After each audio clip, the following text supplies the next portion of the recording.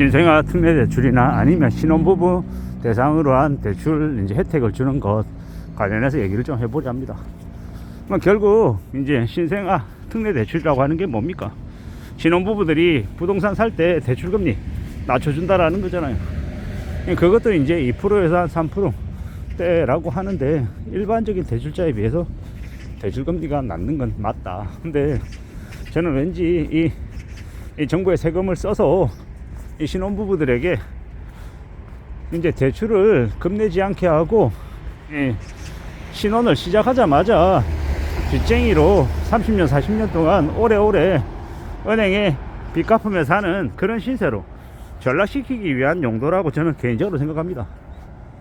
빚을 내는 데 있어서 누군가는 10% 내는데 내가 만약에 5%의 이자로 빌린다고 하면 상대적으로 이자 부담이 적어서 좀 나을 수는 있죠. 하지만 궁극적으로는 대출을 낸다라는 것 그 사실 자체는 변하지 않는다라는 거죠. 원금을 뭐 적게 갚거나 이런 건 아니라는 거죠.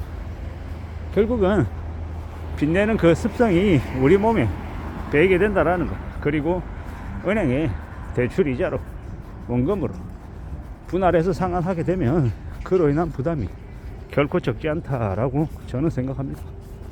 신혼부부다 예를 들어서 맞벌이를 한다. 남자와 여자 각각 뭐 300씩 해서 600을 번다라고 가정해 볼게요. 그리고 이제 집을 사기 위해서 신생아 특례 대출해서 원리금으로 200을 낸다라고 하면 그래 그 200 중에서 뭐 한 120은 이자이고 한 80은 이 원금이다. 근데 뭐 예를 들어 아파트에 살고 근데 월세로 산다고 해도 한 120 정도의 월세는 들어가는 것이니 이 집을 사서 우리가 안정적으로 사는 게 나쁘지 않은 결정이다. 이렇게 생각할 수 있어요. 그리고 나름의 3년이든 5년이든 10년이든 20년 구간을 정해서 어떻게 이제 대출을 갚을지 계획을 세워서 이제 차근차근 원리금뿐만 아니라 좀 더 일을 해서 좀 더 돈을 더 모아서 원금을 더 이제 빨리 갚아가는 그런 계획을 세운 상태에서 이제 대출을 받아서 이제 움직인다. 뭐 그러면 충분히 괜찮을 수 있죠. 근데 이제 사람들은 항상 자기가 생각한 것과 실제로 살아가다 보면 틀어지는 예상하고 다르게 움직이는 경우가 생긴다라는 겁니다. 예를 들어 볼게요. 집값이 이제 8억이라고 생각하고 샀어요. 근데 집값이 떨어져서 6억으로 5억으로 내려갔어요. 대출이자가 5억이었는데 대출 금액이 5억이었는데 집값이 만약에 8억에서 5억으로 주저앉으면요, 자기가 넣었던 자기 돈 3억이 날아가는 거죠. 그리고 이제 금융권들은 집값이 내려갔기 때문에 감정재평가에서 대출 금액 5억 중에서 1억이든 1억 5천이든 갚으라고 얘기하죠. 그러면 곧바로 이제 급전으로 1억이든 1억 5천을 마련해야 되는 그런 되게 어려운 상황에 놓이게 된다라는 거. 그리고 이제 신용도에 따라서 대출자의 신용도에 따라서 가상금리가 부과된다라는 거죠. 그러면 처음에 생각했던 거하고 많이 틀어지는 거죠. 이제 이런 일들이 발생할 수 있다라는 거죠. 언제든지 벌어질 수 있는 일들인 거죠. 근데 그러한 것들을 다 이제 감안하고 예측하고 다 대비할 수 있느냐? 쉽지 않은 얘기죠. 그래서 이제 문제가 터진다라고 저는 보는 겁니다.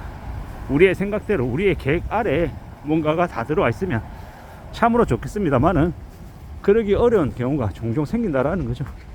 그래서 머리를 잘 굴리고 잘 생각하고 잘 따져보며 지내야 되는 게 맞는 것 같습니다. 참 살아가는 게 쉽지 않죠. 특히나 빚내서 뭔가를 한다라는 것 관련해서 저는 좀 극도로 예민한 편이고 되게 조심해야 된다라고 생각합니다. 왜 조심해야 된다고 생각합니까?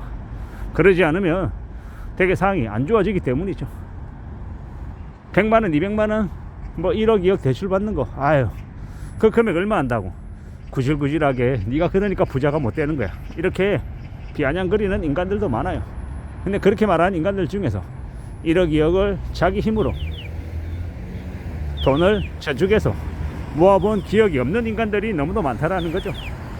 워낙 10억 20억을 아무렇지도 않게 얘기하고 뭐 부자들 이러면서 자신도 마치 부자인 것처럼 되게 흉내 내고 다니는데 그런 인간들 중에 진짜 부자 없다 그리고 대출 2억 내봐라. 대출 2억 내가지고 그거 10년 20년 동안 갚으려고 해봐라. 정말 이제 허덕이며 산다 라는 겁니다. 절대로 이 언론에서 뉴스에서 얘기하는 것과 실제 현실은 꽤나 많이 다르다라는 걸 말씀드리고 싶은 거죠. 특히나 신혼부부 결혼해서 되게 멋있게 되게 우아하게 시작하고 싶은 마음은 누구나 다 이해가 되죠.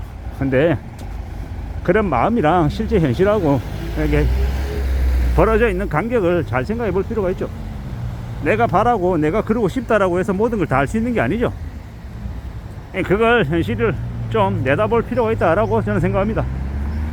이 정부도 되게 나쁜 놈들인 게 신생아 특례 대출이니 뭐니 신혼부부들을 대상으로 되게 혜택을 주는 것처럼 하지만 실제로 세금 써서 빚쟁이로 전락시키는 수작질이라고 저는 생각하는 거죠. 되게 좋게 안 보입니다.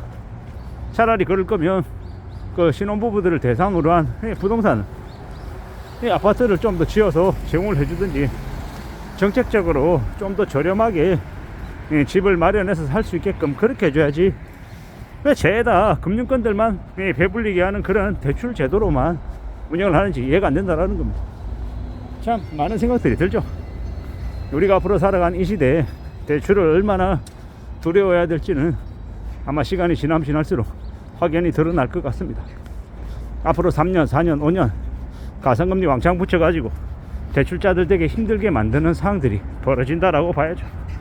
그런 상황에서 함부로 빚내서 잘 먹고 잘 살겠다라고 생각하면 이제 그 사람들의 이제 그 판단이 틀렸다라는 거 이제 알게 되면 이제 머리가 많이 아파지는 거죠. 참 잘 생각하며 살아가야 됩니다. 정신 바짝 차리고 좀 더 조심하며 지낼 필요가 있다라고 생각합니다.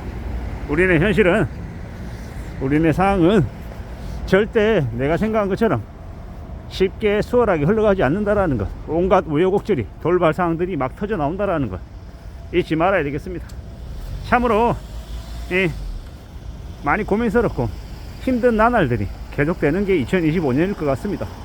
2025년 내내 집값은 내려갈 거고 물가는 계속 올라가고 저 원달러 한 줄도 요동치고 많은 것들이 안 좋다 우려스럽다 라는 이야기로 가득할 것 같습니다. 그러니 더욱더 조심하고 더 염려하며 살아야겠다라는 겁니다. 우리가 어떻게 살아야 될지 어떤 각오로 어떤 마음으로 지내야 될지는 잘 좀 명심해야 될 것 같습니다. 좀 더 조심하고 좀 더 대비하는 것들이 더더욱더 필요하다라는 말씀을 드리며 마칠까 합니다. 이상입니다.